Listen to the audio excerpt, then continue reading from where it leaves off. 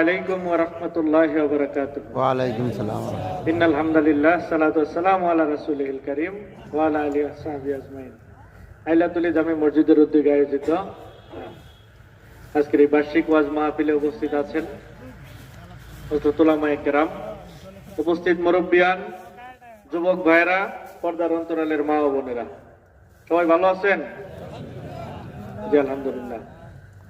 তো আমাদের হুজুর বলেছেন যে মসজিদের অনেক দেনা হয়ে গেছে এবং আরো কিছু চাহিদা আছে।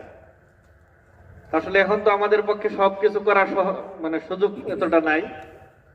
আজকে হয়তো একটু শরীক হয়ে যাব, আর আল্লাহ তাআলা যদি সুযোগ দেন আপনাদের মাধ্যমে, তখন হয়তো আমরা বড় পরিসরে অনেক কিছু করার সুযোগ থাকবে, করতেও পারবো ইনশাআল্লাহ।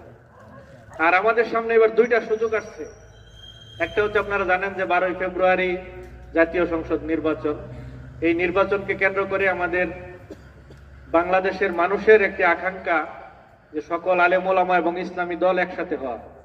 তো আপনাদের এই আকাঙ্ক্ষাটা পূরণ হয়েছে, সবাই খুশি হয়েছেন না? তো অচিরেই হয়তো জোট থেকে একজন প্রার্থী ঘোষণা করা হবে। সেটা আমিও হইতে পারি, আমাদের তাজুল ভাই হইতে পারে, জেল্লুর ভাই হইতে পারে।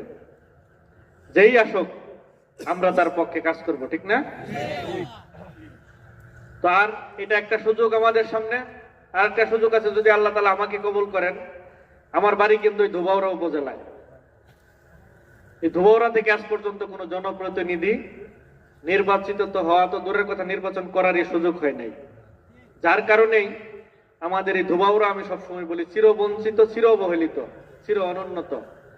এই যে আমাদের দুইটা ব্রিজ আছে, যে দুইটা ব্রিজ আমরা পার হই, এই ব্রিজগুলো তো অনেক বছর যাবত নাই, ছোট থেকে দেখে আসতেছি।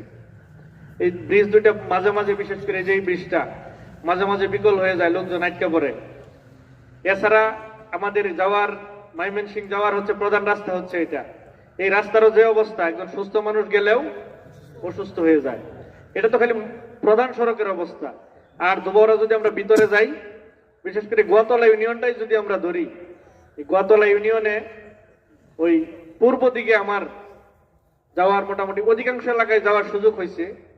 কিছু এলাকায় গেছি, আমি জিজ্ঞাসা করছি মানুষদেরকে যে এলাকায় কখনো কোনো প্রার্থী আসছে, বলছে যে কোনো প্রার্থী আজ পর্যন্ত, প্রতিনিধি তো দূরের কথা, কোনো প্রার্থীও আসে নাই।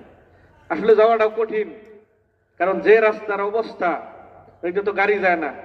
আর আমি জোয়ান মানুষ, আল্লাহ শক্তি দিছে, সামর্থ্য দিছে, মোটরসাইকেল নিয়েও যাইতে পারি, হাইটেও 5-10 কিলোমিটার যাইতে পারি, অসুবিধা হয় না।